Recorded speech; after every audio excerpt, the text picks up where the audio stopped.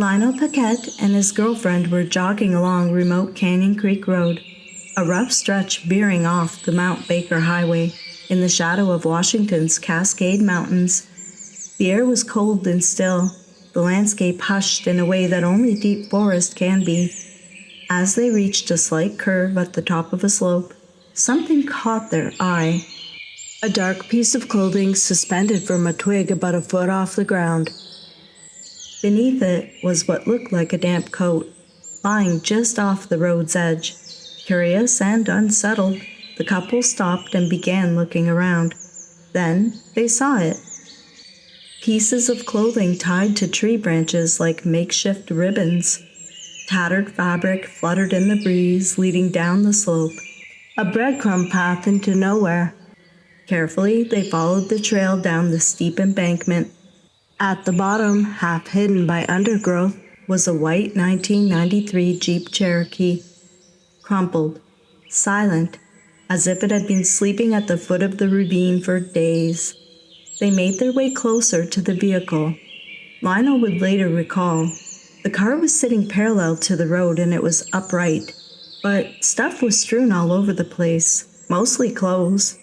I was expecting to see something worse because the windows were a bit dark. There wasn't anyone in there, but there were a lot of clothes as well as hampers and baskets. They called it in right away, and with the North Carolina plates on the car, it didn't take very long to figure out who the vehicle belonged to. Leah Roberts. It was Leah's car, but Leah was gone.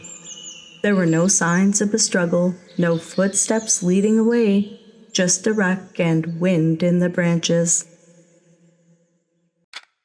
She drinks her tea with spider legs, her corset laced with gossamer thread.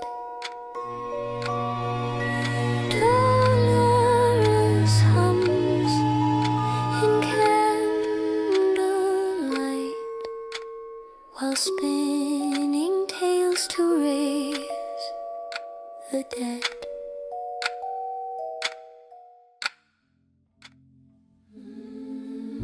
The clock ticks slow like it knows my fears.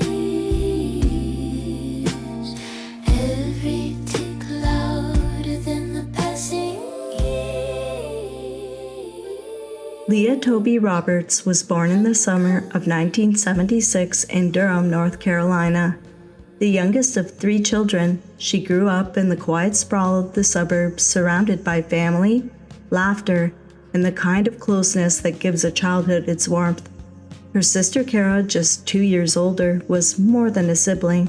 She was Leah's best friend, inseparable from the beginning. She also had an older brother, Heath, who she adored. From a young age, Leah had a magnetic presence. She was charming, smart, and pretty. But what people remembered most was how deeply she seemed to think. She was thoughtful, reflective, the kind of person who asked questions that lingered long after the conversation ended. Her brother described her as philosophical, an old soul, wise beyond her years, someone who carried the weight of the world quietly and with grace. She loved poetry, learning new languages, and clever puns. The type of girl who would love to write the next great American novel. Leah was 5'5" with short blonde hair, deep dimples, and a beauty mark over the right side of her lip. And she had a deep southern drawl. But Leah's world began to crack when she was just 17. Her father was diagnosed with chronic lung disease, a slow, suffocating illness that crept into the family's daily life. The stress of his decline didn't just affect him, it wore on all of them, especially Leah's mother. She developed a heart condition, something doctors were monitoring, something that seemed under control. But then, while the family was still focused on the father's health, it was the mother who collapsed first. A sudden, fatal heart attack that no one saw coming. Doctors believed it was caused by stress. Leah lost her mom while still a sophomore in college. Her world fractured and everything changed. In 1995, Leah graduated high school and enrolled at North Carolina State University in Raleigh, just 30 minutes from home. She majored in anthropology and minored in Spanish and became fluent. She played soccer, studied hard, and pushed forward with her plans. For a time, it looked like she was finding her rhythm again, but then came an accident. In the fall of 1998, shortly after returning to school, Leah was driving when a truck pulled out in front of her. She had no time to react. The collision was brutal. Her lung was punctured, her femur shattered, and she had to have a metal rod implanted to stabilize the leg. She was honestly sure she would die, but she survived. Her recovery was long and painful, but something in Leah had changed. She told her sister she felt like she'd been reborn, as if she'd stepped into another version of herself, one no longer interested in checking the boxes of life, not grades, not degrees, not expectations. She took time off, she slowed down, she began to reflect. In the summer of 1999, she enrolled in a field study abroad program in Costa Rica with her roommate and close friend Nicole Bennett.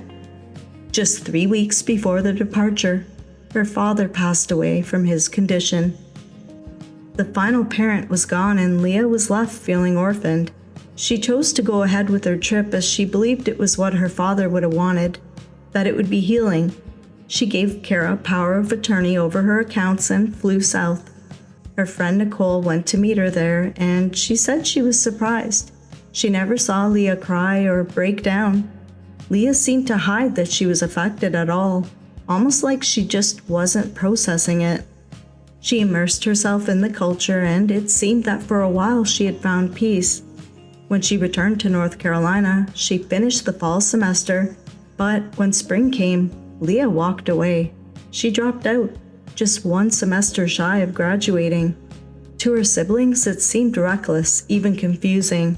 After all the years she put into her studies, to just quit with 3 months left seemed irresponsible to them. But for Leah, it was intentional. The structure of ordinary life, school, work, routines felt meaningless. She wanted to experience something real, something raw and unfiltered. Her brother Heath said that this reflected Leah's desire for more varied life experiences. Her sister Kara said, "We've had a hard couple of years and it was just time to reflect on stuff and see where she was going to move from here. It's a little unusual. She was 22 with no parents." Leah and Nicole continued living together, but Leah slowly began pulling away from the rest of her social circle. She had enough inheritance money to live without a job for a while, and she embraced a kind of spontaneous nomadic lifestyle. No plan, no calendar, just whatever the day brought. I think you could say that Leah learned early on what life is short meant. She adopted a kitten named Bee, a tiny tether to home. Everything else she let drift. She picked up guitar, she took photography, she filled pages with poetry, journaling obsessively about life, death, and meaning. She listened to live music. Most days she could be found at Cup of Joe, a coffee shop near campus, dim, smoky, and slightly worn, a haven for wanderers like her. She'd smoke, drink coffee, and write, always a little apart from the crowd, but never closed off. One of Leah's greatest inspirations in life was the author Jack Kerouac, the iconic Beat Generation writer best known for On the Road. His free-spirited philosophy and search for meaning through travel deeply resonated with her. She saw road trips as not just adventures, but paths to self-discovery, just like he did. It was at Cup of Joe that she met Janine Quiller, a like-minded spirit. They talked about everything: philosophy, spirituality, freedom, about how to escape the suffocating expectations of adulthood, about Kerouac and the road, and what it meant to seek something more. Leah had always been reflective, but now she was searching for something beyond structure, beyond safety, beyond the grief that had stalked her since she was 17. She didn't want to follow the path everyone else was walking. She wanted to find her own. And the night keeps getting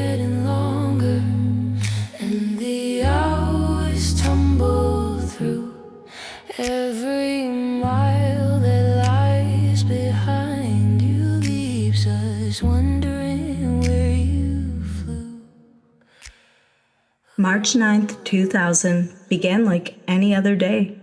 That morning, Leah called her sister Kara.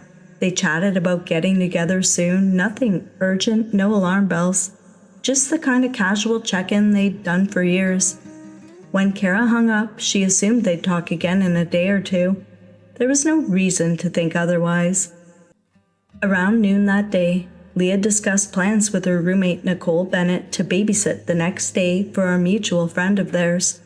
Nicole headed to work thinking nothing was out of the ordinary.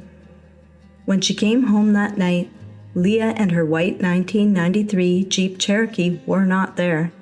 Nicole really didn't think anything about it because since Leah dropped out of college, she lived on her own terms, came and went as she pleased.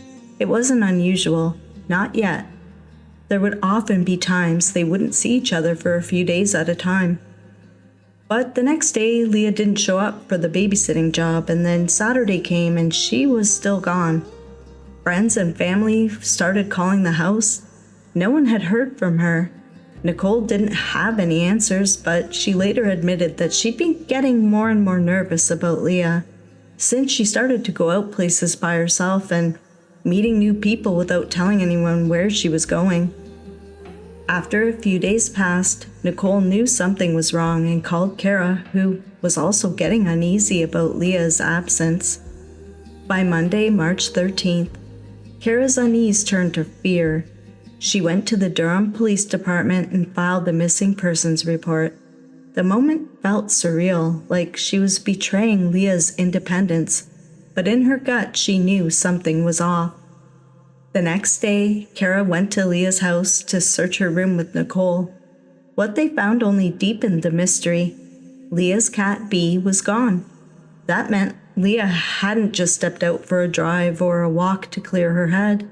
She'd taken Bee with her, which seemed to mean that she planned to be gone for more than a night.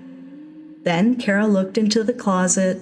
Many of Leah's clothes were missing, but it wasn't ransacked, it was intentional. There were items on the floor laid out, like Leah had been carefully choosing what to bring. This clearly wasn't an abduction. She had packed, it was a departure. Then came the strange note and the stack of cash addressed to her roommate Nicole. It said, "Nicole, this is to cover bills while I'm gone. Remember, everyone is together in thoughts and prayers and time passes quickly. Have faith in me, yourself, everyone. Help Shep with Easter at Lotta House for fun for the children. Give Peter my laptop. Give everyone my love. See you soon. Tell Kara don't worry, even though she will. Leah. P.S. Cookies in freezer." Then there was a circle off to the side of the letter, and it said April 23, on the road. "No, I'm not suicidal, I'm the opposite. Remember Jack Kerouac, smiley face." Boxed in small letters, "Tell Nikki I meant to come, but I had no choice. She'll understand."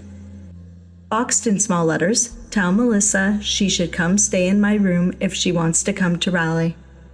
The letter was folded in thirds, and on the outside of the letter was a drawing of a smile. It was the Cheshire Cat smile from Alice in Wonderland. Leah was a huge fan of both the movie and the book. The note was cryptic, but what I managed to find out was that the cookies were Girl Scout cookies she left in the freezer. And the tell Nikki part was Leah apologizing for missing her babysitting appointment with her friend.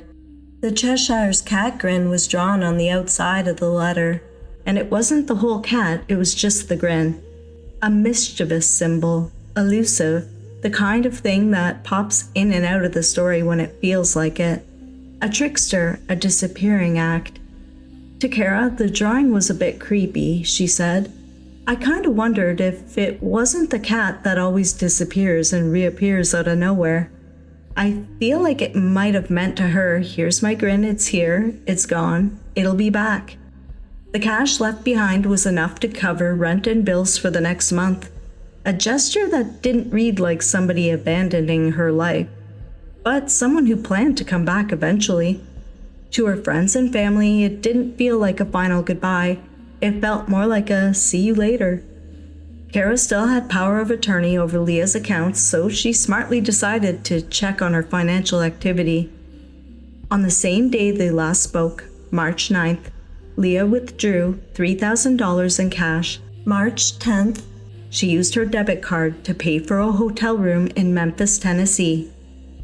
From there, her path traced west, gas and food purchases along Interstate 40, as Leah headed west until she reached California, then north along I-5.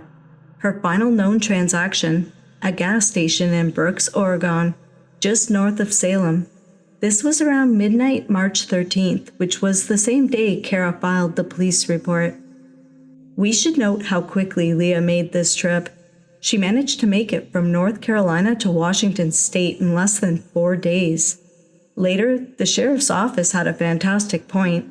They said that if someone was traveling to find themselves, what was the rush? And after using her debit card at the gas station in Brooks, Leah's trail went cold. No more debit card use, no more withdrawals, just silence. Kara and Leah's best friend, Susie Smith, started calling everyone Leah might have confided in. One of those people was Janine Quiller, the newer friend Leah had met at Cup of Joe. Janine and Leah had spent hours talking about poetry, philosophy, and especially Jack Kerouac.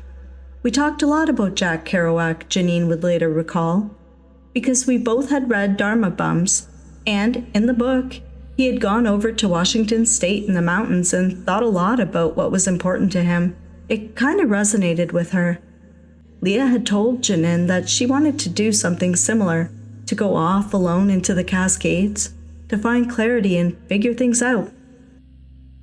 But Janine made something else very clear. Leah wasn't depressed. This wasn't despair, it was a search. A sort of quarter-life reckoning that's actually pretty common for young people to go through. She said Leah gave no indication of wanting to self-harm. Leah had been reevaluating her life, searching for meaning. For a moment, Kara felt relief. Maybe this wasn't a disappearance. Maybe Leah had just gone off the grid, to live like Kerouac, to strip things down to the essentials and discover who she really was.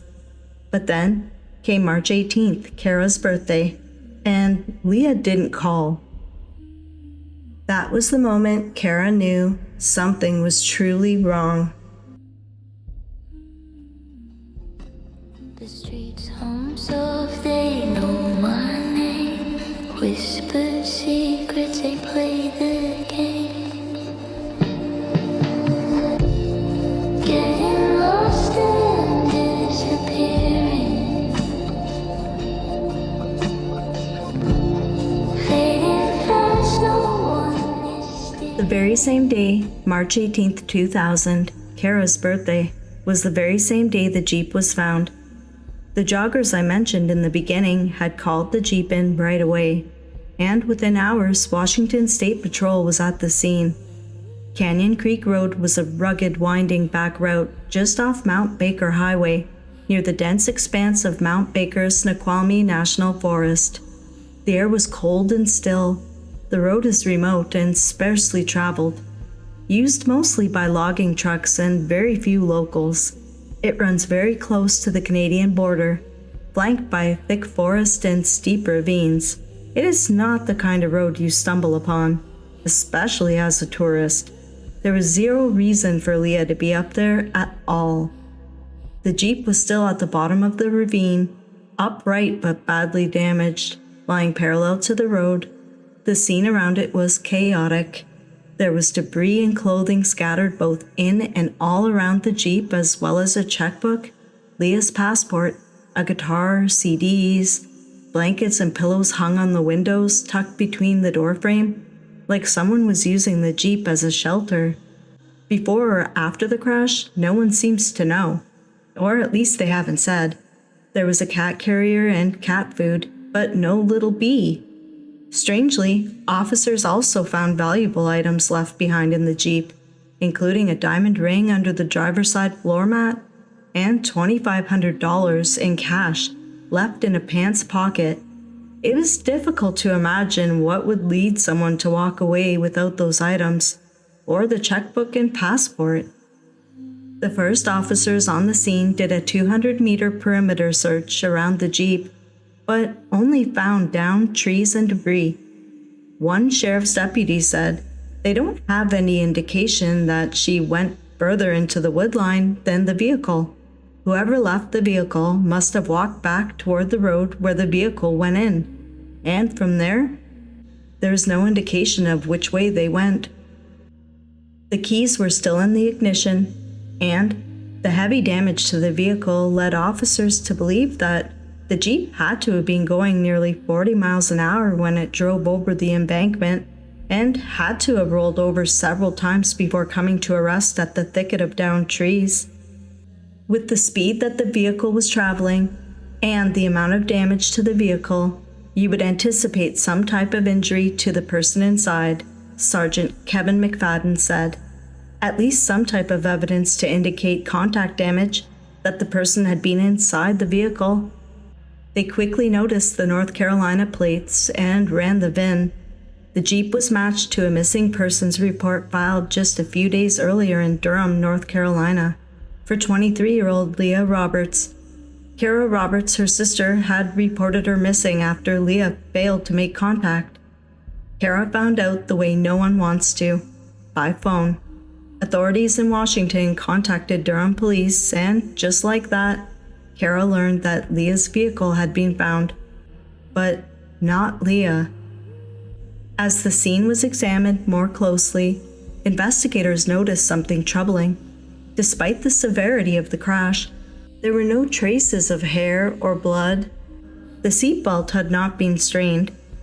There was no damage consistent with someone hitting their head against the wheel or windshield. The steering wheel was intact, the windows were shattered, but there was no sign they had been broken from the inside. Nothing inside the Jeep pointed to anyone having been in the driver's seat during impact. The implication was chilling.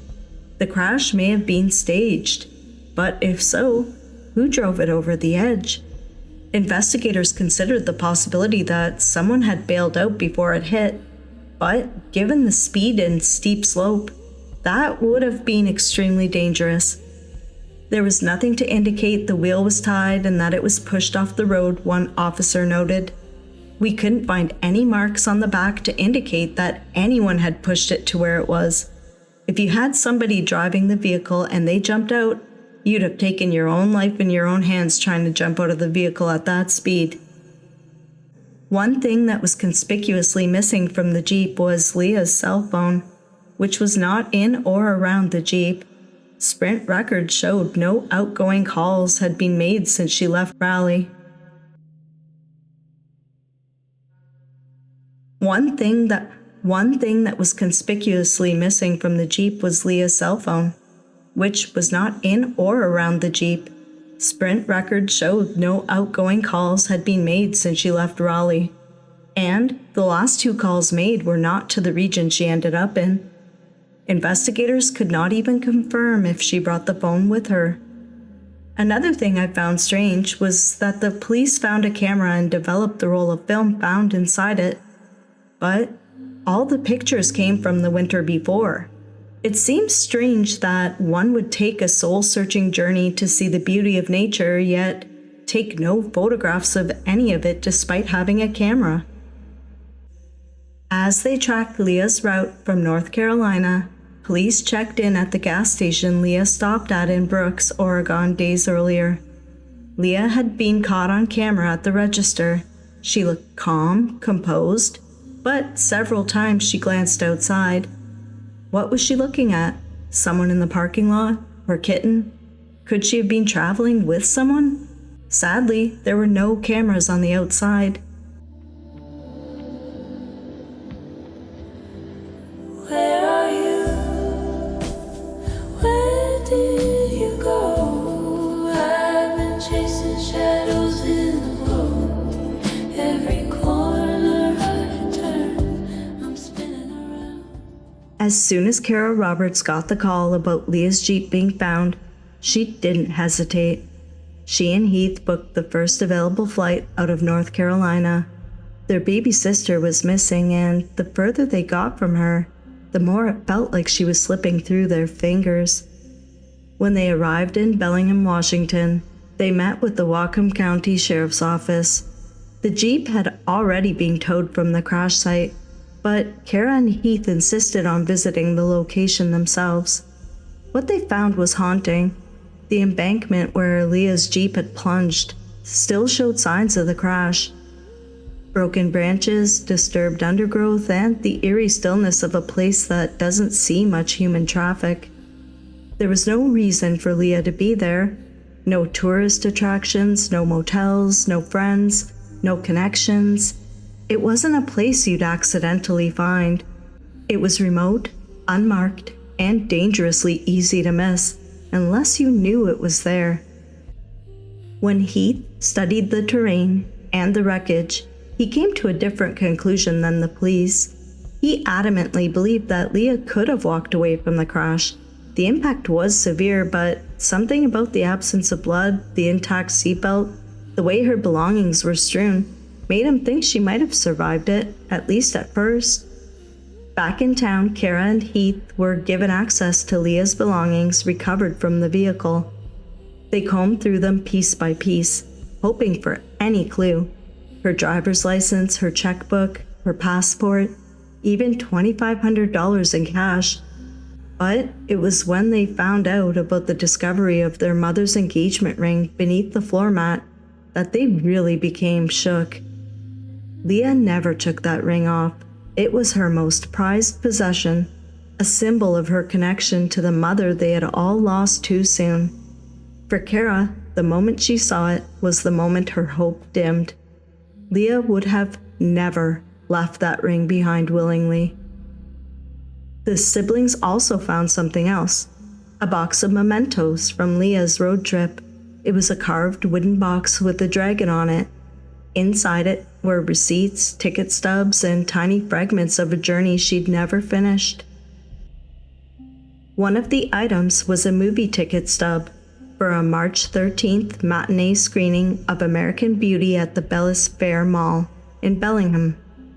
Based on the timestamp and the estimated 5 to 6 hour drive from the Oregon gas station, where Leah had last used her debit card, they were able to reconstruct a rough timeline. She likely arrived in Bellingham earlier that day, spent some time in the mall, and then vanished. There was no evidence that Leah stayed in a hotel since March 10th, the day after she left North Carolina. This could have meant she had spent several nights sleeping in her Jeep. It was found with blankets and pillows. Perhaps she wanted to be spontaneous on her trip, or maybe even wanted to conserve funds. Sure, she'd taken out $3,000, but she still could have wanted to stretch it. Kara and Heath took Leah's photo and had posters made up. They decided to hit the Bellis Fair Mall. Leah was a vegetarian, so she was pretty limited in food options at the food court. They discovered that the only place she'd really have been able to eat was the one sit-down restaurant called the Elephant and Castle. The staff members immediately remembered Leah. They said she'd been in on the afternoon of the 13th, the same day on the movie stub. She sat at the bar for lunch and sat between two men. She didn't know them. She was upbeat and friendly, chatting with the people beside her. She spoke about her admiration for Jack Kerouac, about traveling across country, and about chasing something deeper than ordinary life. Kara and Heath immediately passed this detail on to investigators, who began working to identify the diners who had been there that afternoon. After word went out, one of the men actually went to police himself after seeing the flyers. He confirmed with them that he did speak to Leah that day, and that she was very warm and talkative. She discussed Kerouac and her road trip. He said he saw her also talk to the other man that was sitting at the bar. Then he said she left alone. Police then got to work tracking down the other man from the Elephant and Castle. They managed to find him in Canada, where he was a mechanic. He also said he talked to Leah briefly at the bar, and mentioned he saw her chat with the other gentleman that was sitting beside her. He said she was very genial and chatty, talking about Kerouac and her reason for visiting Washington State. But then he threw something else out there. He said that when she was about to leave, another man came into the restaurant. A man she called Barry. He said they seemed very familiar and that Leah left with him. He described Barry as lean, early 30s, an earring in one ear, angular face, thin lips, and a piercing, intense expression. The description was so detailed that authorities arranged for him to sit with a sketch artist. I'll put the composite drawing of the suspect on the screen now for you to see. The problem is they were never able to even verify who Barry is or if he existed. None of the staff or other patrons remember ever seeing him.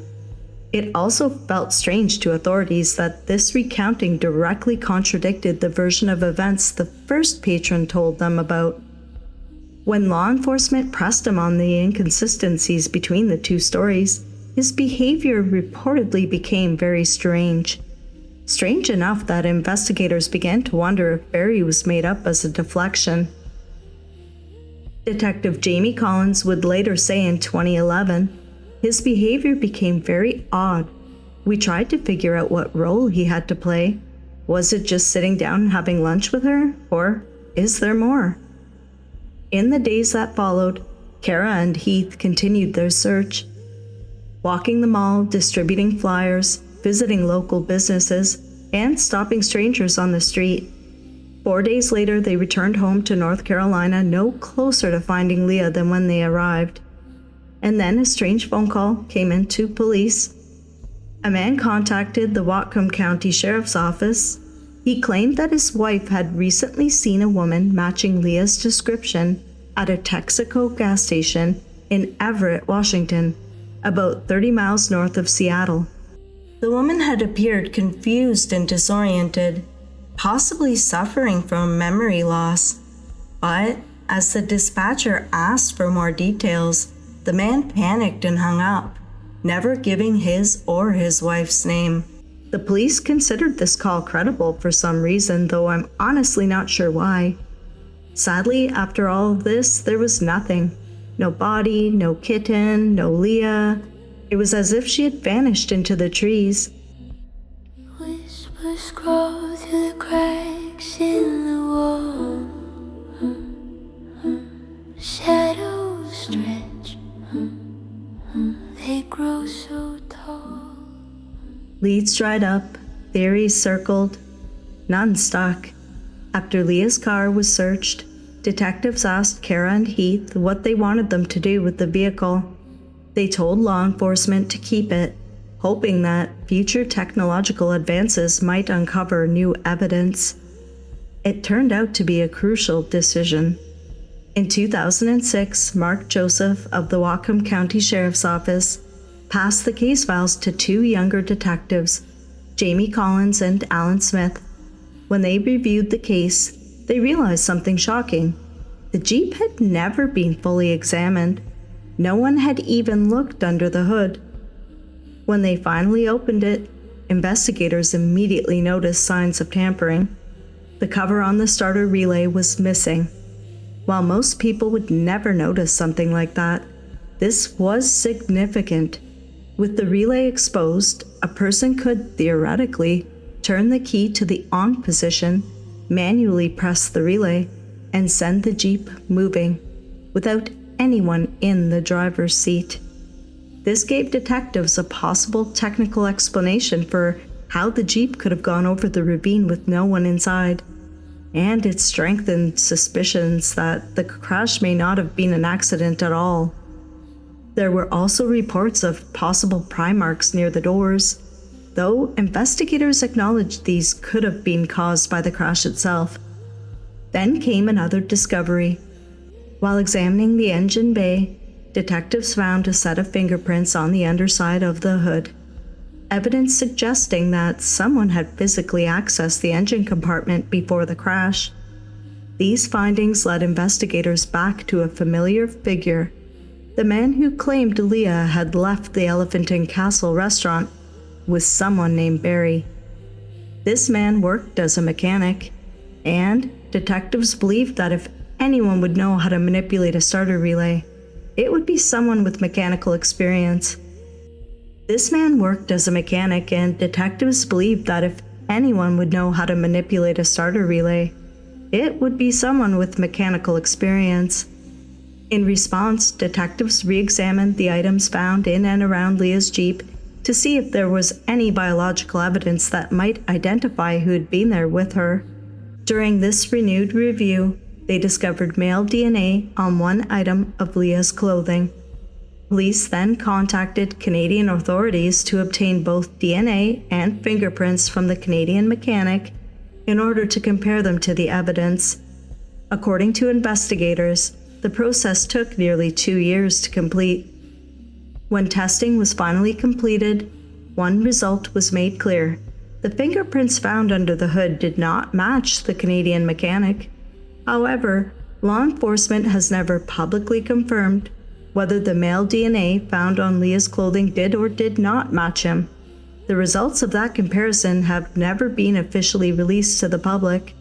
Later, after the case was featured on the show Disappeared, the Canadian man posted on Reddit claiming his involvement had been misrepresented on the television episode.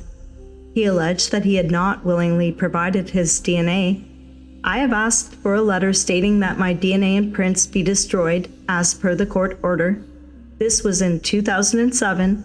The Whatcom Sheriff's Department has been narrow-sighted and not very honest in their dealings. They got a judge in Canada to sign a warrant, and it was obtained at gunpoint. Whether he meant that literally or figuratively remains unclear. Canadian law enforcement has never publicly confirmed that claim. He stated he was subjected to lie detector tests and multiple interrogations after being tracked down through his credit card receipt. Still, investigators have never been able to verify that a man named Barry actually existed, and no independent evidence has ever confirmed that Leah planned to meet anyone in Bellingham. Today, the fingerprints under the roof remains unmatched, and the male DNA profile found on Leah's clothing remains unidentified, at least to us. So, for a moment it looked like the mystery might finally break open. A tampered engine, unidentified fingerprints, male DNA on Leah's clothing, a mechanic who had been sitting right beside her only hours before she vanished. But, one by one, the leads fell apart. The fingerprints did not match him. The DNA gave no clear answers, and the man called Barry remained nothing more than a shadow in someone else's story. And once again, Leah vanished back into the dark space where evidence ends and speculation begins. What happened next was something far less certain. Theories. Hidden truth, it's in the air. A secret tangled everywhere. In the silence I can hear every whisper. From here, the investigation leaves the world of physical evidence and enters the realm of possibility. These are the principal theories surrounding Leah Roberts' disappearance, presented from least to most plausible. Although Israel Keyes is frequently named in online speculation, there is no credible evidence linking him to Leah Roberts' disappearance. When Leah vanished in March of 2000, Keyes was not known to be operating in Washington state in any verified capacity connected to violent crime. His confirmed murders occurred years later, and his documented travel patterns don't align with the timing or location of Leah's case. While Keyes claimed to have additional victims beyond the 3 officially confirmed, he never provided verifiable names, dates, or locations for most of these claims. He never described any event that matches the circumstances of her wrecked Jeep. There's no DNA, fingerprint, geographic, behavioral, or circumstantial evidence tying Keyes to Leah's disappearance. And, despite how often his name circulates online, law enforcement has never named Israel Keyes as a suspect or even a person of interest in this case. For these reasons, investigators widely regard the Keyes theory as internet-driven speculation. And I tend to agree. Focusing on it risks pulling attention away from explanations that are far more grounded in the known facts. Next, we have the Leah ran away to a new life theory. This is a common theory in missing person cases, that Leah simply chose to walk away from her life and start over somewhere new. But this explanation quickly falls apart under scrutiny. If she planned to leave, why leave behind her passport, her checkbook, and nearly all of her cash? Some suggest she may have wanted a life without money or material things, but then why withdraw $3,000 at all? Leah also appeared to be starting a new life already. New friends, new experiences, new goals. If she was happy building something new, why abandon everything so suddenly, leaving it all behind in a wrecked Jeep? There's also the simple fact that Leah had no reason to run away to be independent. She had no parents, no spouse, no one controlling her. She already lived on her own terms. And then there's the modern reality of disappearing. Truly living off the grid is far more difficult than people imagine. At some point, a person has to interact with the world for food, supplies, or at least medical care or shelter. Leah also had her cat with her. Even someone willing to live with nothing would still need to purchase cat food. Yet, she left it behind. Walking away without money, without identification, without supplies, and without a trace is not the behavior of someone carefully planning a new life. It's the behavior of someone who never got the chance to choose. Then we have the intentional self-harm theory. This is one of the heavier theories in Leah's case, and it naturally comes up when someone disappears alone while searching for direction or meaning. But when you look at Leah's actual behavior, this explanation doesn't really hold up. Leah left behind enough money to cover about a month of bills. That's a practical, forward-thinking step. People planning a final goodbye typically stop preparing for future responsibilities, but Leah made sure her obligations would be handled while she was away. She also withdrew a large amount of cash before her trip. Yet nearly all of it was still inside the Jeep. If she intended to end it, there would have been no reason to take that money out, let alone leave it behind unused. More likely behavior for someone with the intent to self-harm would be to take out the money and leave all of it with her loved ones, not in a wrecked Jeep. Her letter didn't seem to be a final goodbye. There were no instructions, apologies, or closures, just philosophical reflections. Final goodbye letters, when they exist, are usually pretty direct and clear. Leah's wasn't. She also brought her cat, along with food, litter, and supplies. Bringing a dependent animal indicates continuity, not an ending. People planning intentional self-harm do not typically bring along responsibilities they expect to continue caring for. And there's a forensic issue. People who intend to end things do not stage vehicle accidents, sabotage their cars, or hide their own bodies. Those behaviors point to misdirection or outside involvement, not self-harm. Leah was extremely close to her siblings after losing both parents. There's nothing in her behavior to suggest she planned to disappear from their lives without a word. When all of this is considered together, the intentional self-harm theory may be emotionally understandable, but it's not supported by Leah's actions or by any known evidence. Next, we have the accident and Leah wanders off theory. At first glance, this one seems more reasonable than some.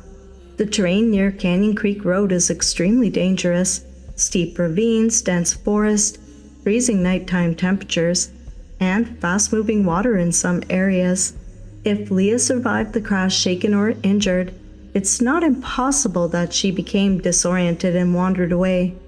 Some variations go further, suggesting her cat may have escaped, causing her to instinctively chase after it before becoming lost or confused. Environmentally, a tragic misadventure could happen here, but the physical evidence makes this hard to accept. No blood was documented inside or around the Jeep, which is unusual for a rollover down a ravine. Multiple ground and dog searches over the years never turned up a single trace of Leah. No remains, clothing, belongings, or scent. Nothing suggested a path leading away from the vehicle. Some people propose a final variation of this theory, that Leah may have died in the wilderness and that wildlife scattered or consumed her remains. While scavenging absolutely happens in the North Cascades, it still doesn't explain the total lack of clothing, bones, or personal effects. Even in cases with heavy animal activity, search teams almost always recover something. Here, nothing was ever found. Most importantly, the Jeep showed the signs of tampering. The starter relay cover had been removed, something that would allow the vehicle to be sent downhill without a driver. That detail alone weakens the idea of a simple accident. Even practical details don't fit. Almost all the cash Leah had withdrawn was still inside the Jeep, tucked into pants she wasn't even wearing.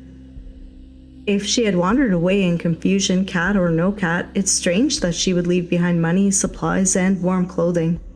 So while it is physically possible that Leah survived the crash and become lost in the wilderness, the complete lack of evidence, the absence of any trail, and the signs of mechanical interference make it a difficult theory to completely accept. It feels like an explanation that should work until you look a little closer. Then it becomes clear that something about this scene doesn't align with a simple accident. Still, I don't think this theory can be ruled out 100%. We've all seen crazy accidents and fluke cases where people walk away almost unscathed.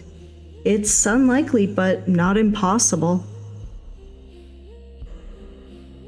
If Leah didn't crash by accident and she didn't choose to disappear, then we're left with the most unsettling possibility, that someone else was involved. And to understand that, we need to revisit the people who crossed her path, to understand why certain encounters still raise questions. The first man at the restaurant came forward immediately when he saw Leah's missing flyer. He remembered her warmly and his story never changed. But the second man, a mechanic police later tracked down in Canada, that man's story contradicted the first man's. That second man claimed Leah didn't leave alone. He insisted she walked out with someone she knew, a man he called Barry. But no one else saw Barry. Not the staff, not the other patrons, not even the man sitting right beside her. And when the police pressed him, the mechanic's behavior reportedly turned strange, guarded, uncomfortable. Investigators couldn't verify any of his claims. The sketch matched no one. No Barry ever surfaced. Eventually, suspicion drifted not toward Barry, but toward the man who described him. Some people believe Barry was never real, a deflection. And some think the Texaco caller might have been one too. Then there's the Brooks, Oregon gas station, Leah's last confirmed sighting. She kept looking out the window repeatedly. Something had her attention. Had someone been following her for hours? Or did the wrong person notice her later, at the Elephant Inn Castle, or even the movie theater? Almost everyone she spoke with remembered the same thing. Leah was warm, trusting, excited about her trip. And sometimes the wrong person hears the right detail. A young woman traveling alone. This brings us to the theory itself. Leah's last confirmed hotel stay was back on March 10th. She wanted to be on the road. She wanted nature, movement, space to breathe. The landscape she drove into was astonishingly beautiful. I felt that even while researching this case. She loved Kerouac, who often slept in his car, drifting across America. It's easy to imagine her embracing that same freedom. But somewhere along that stretch of road, something happened that was beyond her control. I think Leah pulled over to rest. She put the blankets over the windows for privacy and to block out the light. She changed out of her pants to sleep and tucked her mother's ring away, something many of us do before bed without thinking.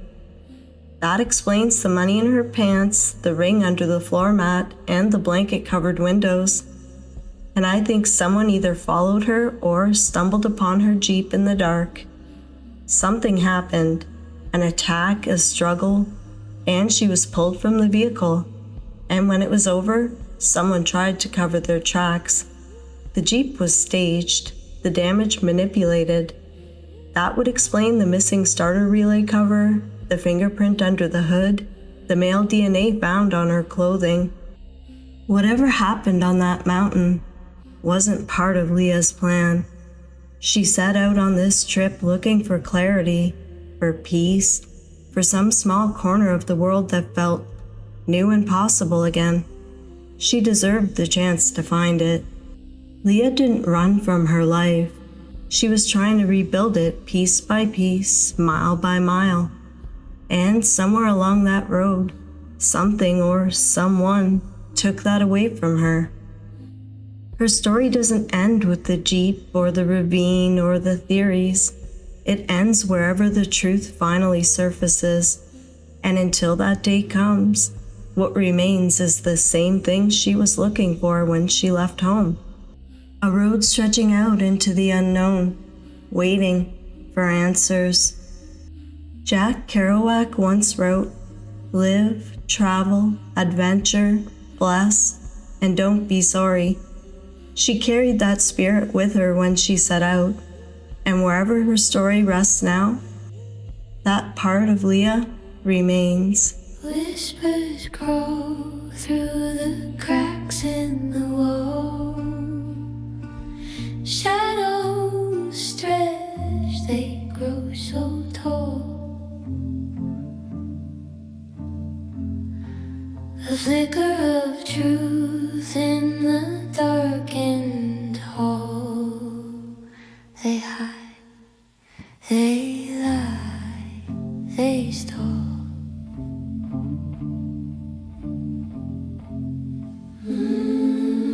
The clock ticks slow like it knows my feet.